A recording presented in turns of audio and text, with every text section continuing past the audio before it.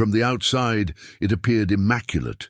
Symmetrical lines, polished facades, windows reflecting an untroubled sky. But beneath the geometric perfection lived something heavier. Decisions were made there that rippled far beyond its gates.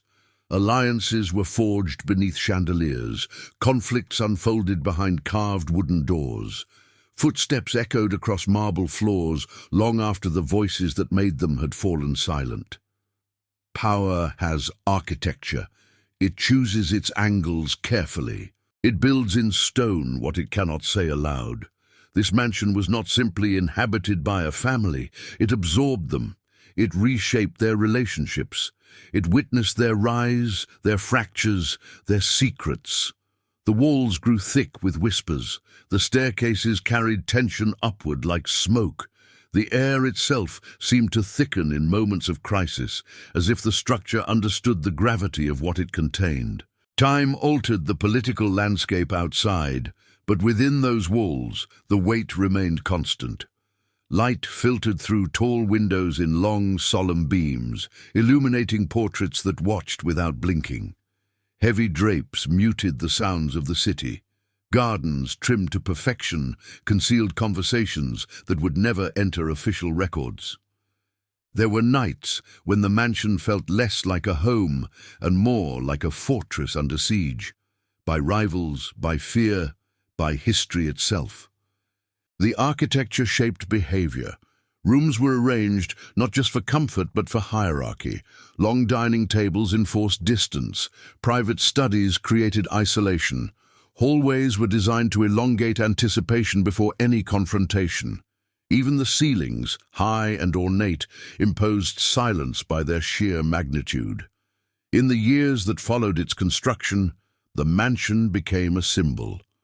For some, it represented success. For others, it embodied imbalance. For those who lived inside, it became something more complex, a living archive of tension. Rain would strike the stone exterior and slide downward like tears across a mask.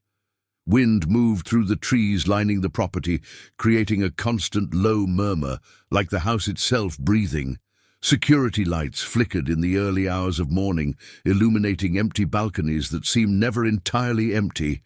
History did not pass around the mansion, it passed through it. And within its walls, every decision left an imprint that could not be erased. The mansion still stands, but what it contains cannot be measured by architecture alone. It contains the architecture of power itself. The foundation of Jorge Rodríguez's mansion began not with cement, but with ambition. The land chosen for its construction was deliberate, elevated, expansive, removed from ordinary proximity. From its highest balcony, the surrounding terrain unfolded in controlled perspective, as if the world below were part of the design. Construction crews worked under strict timelines. Concrete was poured at dawn when the air was cold and the fog hung low, wrapping the skeletal frame of the building in a grey veil. The scent of wet cement mingled with diesel fumes from heavy machinery. Steel beams rose like ribs against the pale sky. The structure took shape with precision, its symmetry reflecting calculated authority. The architectural style blended neoclassical dominance with modern reinforcement, columns inspired by imperial aesthetics, reinforced by contemporary engineering. Wide staircases were constructed not merely for access, but for entrance. The front doors were carved from dense hardwood, each panel engraved with intricate patterns that caught the afternoon light in subtle relief. When opened, they revealed a foyer vast enough to swallow echoes whole. Inside, marble floors stretched uninterrupted across expansive halls. The stone remained cool even in peak heat, a quiet reminder of permanence. Chandeliers descended from ceilings that seemed impossibly high, refracting light into fractured constellations across polished surfaces. The air carried the faint scent of varnish and newly installed wood, layered over time with perfume, cigar smoke, and tension. The mansion's layout was intentional. Private quarters were secluded behind multiple thresholds. Meeting rooms were soundproofed, their thick walls absorbing even raised voices. Windows were large but strategically angled, offering visibility without vulnerability. Security systems were embedded discreetly into the structure, cameras hidden within ornamental fixtures, motion sensors concealed beneath decorative molding. When the Rodriguez family first occupied the residence, the atmosphere was ceremonial. Staff moved carefully, aware of the magnitude of the space. Footsteps resonated with sharp clarity in corridors not yet softened by time. The family portraits were installed along the main staircase, their gold frames glinting under controlled lighting. The imagery projected unity, stability, strength. Yet even in its earliest days, the mansion felt less like a sanctuary and more like a command center. Meetings were held in the grand study, a room paneled in dark wood, lined with shelves that carried carefully selected volumes. Heavy curtains filtered daylight into amber tones, casting elongated shadows across the Persian rugs. Conversations inside that room were measured, strategic. Voices rarely rose, but pauses lingered heavily between sentences. Decisions formed there carried consequences that extended far beyond the estate's walls. Outside, manicured gardens grew under constant maintenance.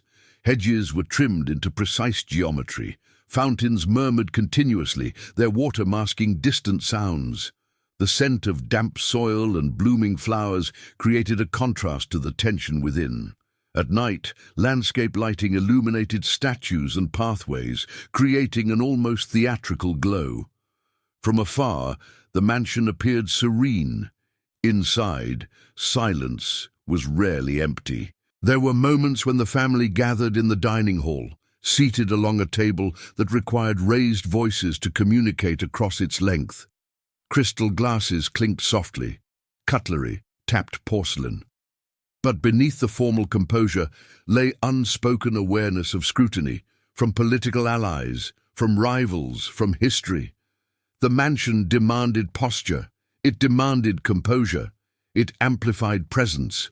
Storms that passed overhead seemed to linger longer above its roofline. Thunder reverberated through its corridors, rolling across ceilings and vibrating down staircases. During these nights, the structure felt less solid, as if the air itself were charged with anticipation. In quiet hours before dawn, when the staff retreated and the gates stood closed, the house revealed another dimension. Long hallways dimly lit by sconces appeared endless. Paintings seemed to darken, the silence thickened. Even the ticking of antique clocks carried unusual weight. The mansion had been built to project strength, but strength once embodied in stone has a cost. Within its walls, the Rodriguez family began to understand that architecture does not simply house power, it shapes it, and the shaping had only begun. As seasons shifted, the mansion began to settle into itself, but it did not soften.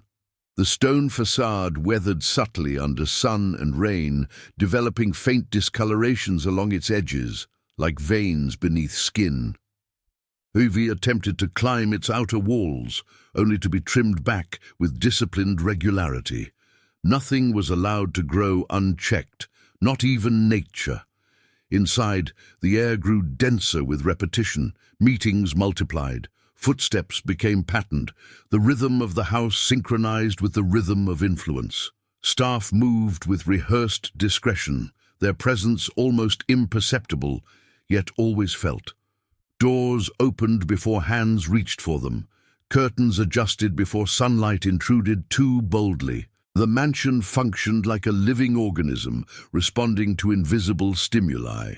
The grand study evolved into the epicenter of gravity. Heavy oak doors sealed conversations from the rest of the residence. Inside, the atmosphere thickened with cigar smoke that coiled upward and lingered near the ceiling like unresolved tension. Maps were unfurled across polished desks. Documents were signed beneath the steady glow of brass lamps. Telephones rang with controlled urgency, their metallic tones cutting through silence with clinical precision. Outside those walls, History moved in accelerating waves. Political shifts reverberated through institutions. Public statements echoed through media channels. Yet within the mansion, reactions were measured, delayed, calculated. The thick walls created a buffer between action and consequence, but they could not eliminate it. In the evenings, the main hall often hosted private gatherings. Crystal chandeliers illuminated tailored suits and formal gowns. Glasses caught the light as hands gestured subtly during strategic conversations. Laughter occasionally surfaced, but it rarely lingered. It dissolved quickly into lower tones, into whispers that slipped between marble columns. The dining room carried its own gravity. Its elongated table became a silent witness to fractures beneath composure. Conversations paused abruptly when certain subjects arose. The clinking of silverware grew sharper during moments of disagreement. High-backed chairs created physical separation that mirrored emotional distance. The architecture reinforced hierarchy. Seating arrangements subtly dictated proximity and authority. Upstairs, the private quarters told a different story. Bedrooms were expansive yet strangely isolating. Long corridors separated one family member from another, turning simple conversations into deliberate journeys. At night, the faint hum of climate control systems blended with distant city noise, creating a constant low-frequency murmur that made true silence impossible. There were nights when lights remained on in the study until dawn. Shadows stretched long across the staircase as a single figure moved between rooms. The mansion absorbed these nocturnal routines, imprinting them into its atmosphere. The air carried the scent of paper, ink, and fatigue. Security tightened as influence expanded. Additional surveillance cameras were installed, discreet but omnipresent. The gates remained closed more frequently. Vehicles entered and exited under watchful scrutiny. Guards patrolled the perimeter with steady, rhythmic steps that echoed faintly across the courtyard stones. The sound became part of the mansion's nighttime soundtrack, a reminder that power attracts both loyalty and threat. Storms seemed to grow louder within its walls.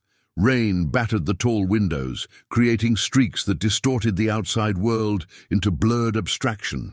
Thunder rolled overhead and vibrated through chandeliers, causing their crystals to tremble almost imperceptibly. During these moments, the mansion felt less like a fortress and more like a vessel navigating turbulent waters. Whispers began to circulate beyond the estate's boundaries. Allegations, accusations, speculation. Though none of it physically penetrated the walls, the psychological impact seeped inward. Conversations grew more cautious. Doors closed more frequently. Silence lengthened between sentences. The family's interactions shifted. Eye contact lingered differently. Pauses carried new meanings. The house amplified these subtleties. Its acoustics carried fragments of conversation farther than intended. A raised voice in one room could travel unexpectedly along marble corridors. Privacy became both architectural and fragile. In the garden, the fountains continued their steady murmur, indifferent to tension. The scent of trimmed hedges and damp stone persisted. Yet even in that carefully maintained serenity, the weight of decisions hovered. The statues lining the pathways seemed to watch without expression, their stone faces eroded slightly by weather but unchanged in posture. The mansion had been constructed to project permanence, but permanence does not guarantee stability. Inside its walls, power had matured. It had also begun to tighten like a structure bearing increasing weight, and beneath the polished surfaces, fractures, still invisible, were forming. By the third year of its full occupation, the mansion no longer felt new. The scent of fresh varnish had faded, replaced by something heavier, an atmosphere shaped by repetition, by strategy, by tension that had settled into the walls like dust in the corners of ceiling moldings. The structure remained immaculate, but the air inside had changed. The grand staircase, once a symbol of arrival, became a corridor of silent observation. Portraits lining its ascent seemed to darken under evening light, their expressions frozen yet watchful. The lighting, carefully installed to highlight architectural elegance, now cast longer shadows. In the late hours, those shadows stretched across the marble steps, distorting proportions and bending shapes into something less symmetrical, less controlled. Inside the study, the center of gravity intensified. Documents began to arrive in thicker stacks. Envelopes marked confidential were placed with deliberate precision on the desk. The faint scratch of a pen across paper became a nightly ritual. The desk lamp cast a concentrated circle of light, isolating the figure seated behind it from the rest of the room. Beyond that circle, darkness gathered in the corners, swallowing detail. Voices inside the mansion shifted in tone. Conversations that once flowed with quiet confidence now carried sharper edges. Interruptions became more frequent. Silence, once strategic, grew defensive. The house seemed to amplify these tonal changes. Its acoustics captured fragments, an unfinished sentence, a restrained exhale, the closing of a drawer with slightly more force than necessary. Outside, the city's atmosphere tightened. Protests formed, public opinion polarized. The mansion's gates remained shut longer each day. Vehicles arriving at the estate did so under increased scrutiny. Guards adjusted their posture. Their patrol routes extended deeper into the night. The faint crunch of gravel under boots echoed in the courtyard with mechanical regularity. Within the dining hall, tension manifested in smaller gestures. A glass set down too firmly. A glance that lingered half a second too long. The table, designed to project grandeur, now emphasized distance. Candlelight flickered against polished silverware, casting trembling reflections across faces that remained composed but unreadable. The mansion's architecture, once a display of dominance, began to feel confining. The corridors were wide, yet they seemed narrower under strain. The ceilings were high, yet they pressed downward psychologically. The private rooms, insulated and secure, began to resemble chambers of isolation rather than refuge. Night became the mansion's most revealing hour. Past midnight, when the last of the staff retreated and the estate's exterior lights cast long beams across the garden, the structure felt different, almost sentient. The wind moved through the trees in uneven gusts, brushing against the facade with a low, persistent hum. Inside, floorboards creaked under minimal pressure. The ticking of antique clocks sounded louder, each second landing with deliberate emphasis. On certain nights, lights burned in multiple rooms simultaneously. The study, a bedroom, a secondary office tucked behind the main corridor. Footsteps crossed paths without acknowledgement. Doors closed gently but firmly. The air felt electrically charged, as though it carried unspoken words suspended just beneath speech. Reports began to surface beyond the estate's boundaries, investigations, inquiries, mounting scrutiny. While none of these events physically entered the mansion, their presence was undeniable. The house responded with increased seclusion. Meetings became smaller, curtains were drawn earlier in the day. The fountains outside continued their steady rhythm, but their sound now seemed like a deliberate attempt to drown out something intangible. Rain fell heavily one evening, striking the windows with sharp insistence. Water streamed down the glass in uneven lines, distorting the view of the world beyond. Inside, the lights reflected against the wet surface, creating a layered image. Interior over exterior, control over chaos. Thunder rolled across the sky, vibrating faintly through the chandelier crystals in the main hall. That night, voices rose, not loudly, not violently, but enough to alter the air. The architecture absorbed the sound, carrying it along corridors before muting it behind closed doors. The silence that followed was deeper than before, as if the house itself had inhaled and refused to exhale. The psychological weight of the mansion became more pronounced. Each room held memory. Each doorway represented a threshold crossed during decisive moments. The walls no longer felt neutral. They felt charged. Power had taken root inside the structure, but so had pressure. And pressure, when confined within stone and steel, does not disappear. It accumulates. The mansion began to feel heavier, not physically, but atmospherically. The air inside carried a density that no ventilation system could disperse. By then, the estate had transformed from a symbol of ascent into a silent epicenter of containment. What once radiated outward now seemed to fold inward. Morning light entered through tall windows in the eastern wing, but it no longer illuminated with warmth. It exposed. Dust particles hovered in slow suspension, visible only when caught in narrow beams of sun. The marble floors reflected pale daylight with clinical precision. Every surface appeared too clean, too ordered, as if discipline itself had been embedded into the architecture. In the grand study, conversations shifted from strategy to defense. Files were stacked higher.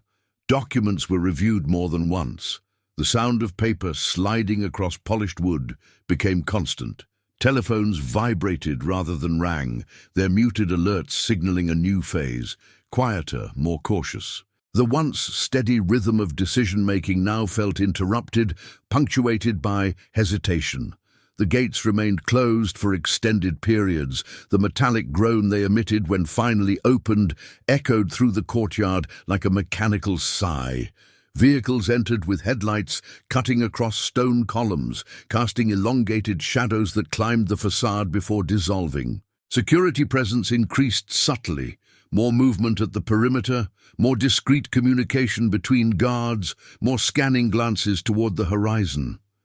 Inside the dining hall, the atmosphere thinned. Meals were shorter, conversations became functional. The long table, designed for prominence, now seemed excessive in its emptiness. Chairs remained unoccupied more frequently. Crystal glasses stood untouched, reflecting light without movement. The echo of a single fork against porcelain could travel the full length of the room. Upstairs, private quarters became more isolated. Doors that once remained ajar were now firmly closed. The hallway lights dimmed earlier each evening, casting amber pools across thick carpeting. The mansion's insulation muted outside noise, but it amplified interior stillness. At times, the silence felt engineered, controlled to prevent leakage, to prevent exposure. Reports beyond the estate intensified. Investigations gained traction. Allegations hardened into formal processes. Though none of these developments physically breached the mansion's perimeter, their weight pressed against it. The structure, built to project permanence, now functioned as a barrier against uncertainty. Rainstorms returned, more violent than before. Wind battered the upper balconies, rattling iron railings with metallic insistence. Water pooled briefly along the courtyard stones before draining into concealed channels. The smell of wet earth drifted inward when doors opened, mingling with the interior's restrained scent of polished wood and conditioned air. Late one night, in the secondary office behind the main corridor, voices overlapped, low, controlled, but undeniably strained. The room's soundproofing absorbed the volume, yet the tension carried beyond the walls. A glass was set down sharply, a chair scraped against the floor with an abrupt edge. Then silence. The mansion recorded everything without recording anything. It held the imprint of footsteps in worn carpet fibers. It absorbed fragments of whispered conversation into drywall and timber. It captured tension in its very acoustics. The garden, meticulously maintained, felt increasingly detached from the house's internal reality. Hedges remained perfectly trimmed. Fountains continued their uninterrupted flow. Statues stood in cold permanence, their expressions unchanged by the turmoil unfolding meters away. The scent of jasmine in the evening air contrasted sharply with the heaviness inside. At dawn, The mansion appeared calm. From a distance, it projected order. Its facade reflected early sunlight in clean lines and balanced proportions. Nothing in its exterior suggested fracture. But inside, corridors carried an unspoken awareness. The architecture had once amplified power. Now it amplified pressure. Each high ceiling magnified uncertainty. Each expansive room intensified isolation. The structure's scale, designed to impress, now emphasized distance between its inhabitants. In one of the upper balconies overlooking the city below, a solitary figure stood motionless for an extended period. The skyline stretched outward under grey clouds. From that height, the world seemed manageable, abstracted into shapes and patterns. Yet the mansion behind that figure felt less like a vantage point and more like an enclosure. The transformation was subtle, but irreversible. The house had ceased to be a stage for authority. It had become a container for consequence. The shift did not arrive with spectacle. It arrived quietly, through official envelopes, formal notices, and the tightening cadence of external scrutiny. By then, the mansion no longer projected dominance. It projected resistance. Its gates remained closed for days at a time. The driveway, once marked by steady arrivals and departures, lay still beneath a thin layer of wind-blown dust. Inside, the atmosphere compressed. Televisions flickered in muted rooms, broadcasting developments that reverberated through the structure like distant tremors. Headlines moved faster than footsteps.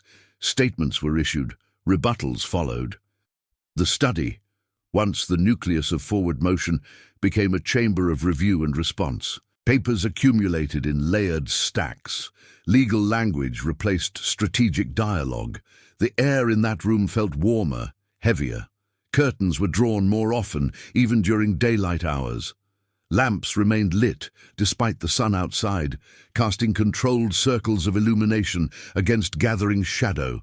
The desk bore faint scratches from years of use, subtle marks of pressure applied through pen and hand.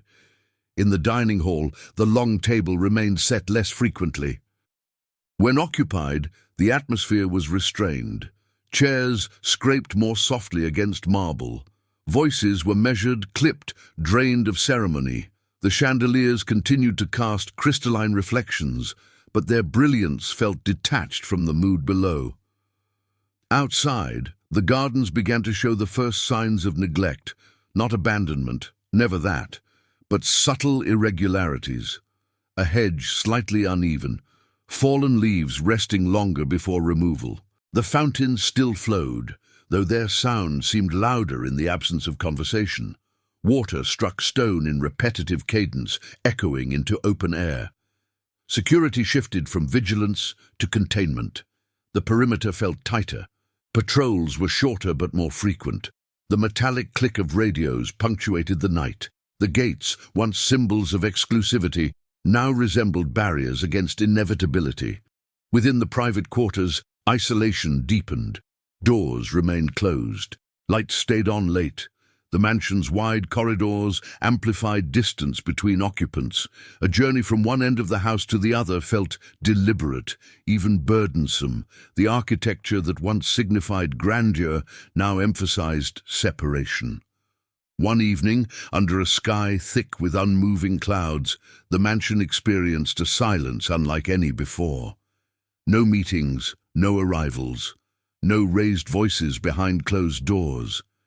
The air felt suspended, as though waiting. Then came the departure. Vehicles lined the driveway with subdued efficiency.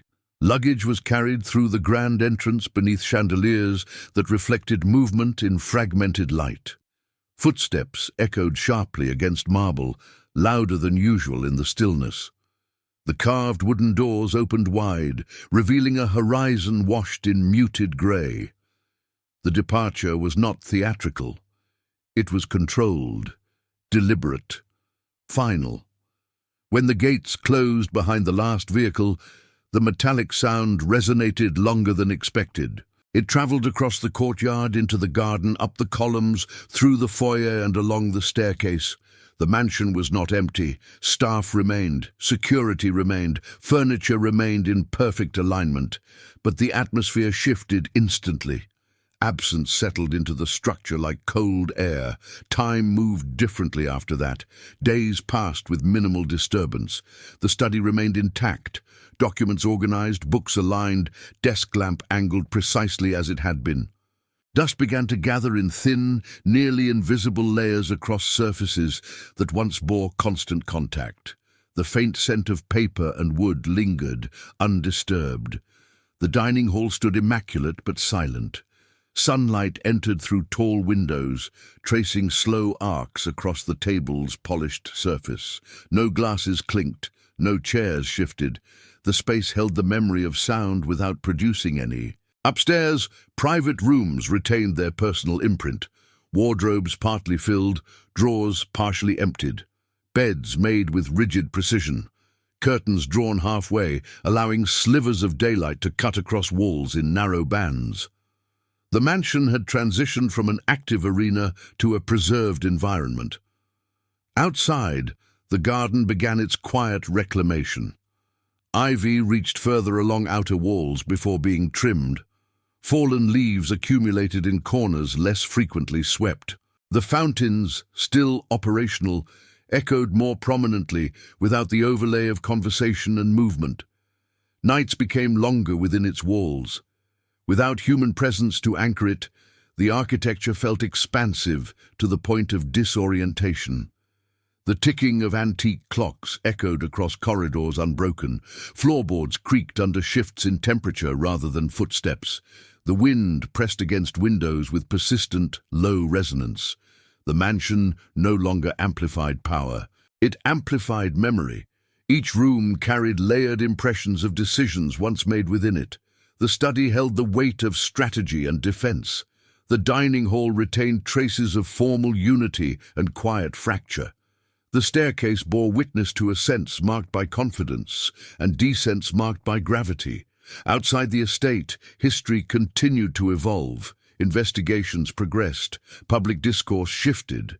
New structures of influence rose elsewhere. But the mansion remained fixed, a monument not to victory or defeat, but to a chapter defined by intensity. Over time, access to the estate became limited. Visits were rare and controlled. The facade, once illuminated nightly, remained dark more often. Its windows reflected sky and cloud without interior light to counterbalance them. Rain returned as it always had, striking stone and flowing downward in narrow streams. The scent of wet earth lingered in the courtyard. Wind moved through trees lining the property, producing a constant murmur that felt almost conversational. The house endured. Its architecture remained flawless in symmetry. Its columns stood unmoved. Its marble floors retained their cold sheen. But its meaning had transformed. It was no longer a declaration. It was an archive of authority exercised, of pressure endured, of silence cultivated, of consequence contained within walls designed to project permanence. The mansion of Jorge Rodríguez stands today as a structure of stone and timber. But beneath its measured proportions lies something less tangible and far more enduring. The imprint of power and the psychological weight of the environment that shaped it. It remains a testament to how architecture does not merely frame history, it absorbs it. And in its silence, it continues to hold everything that once unfolded within its walls.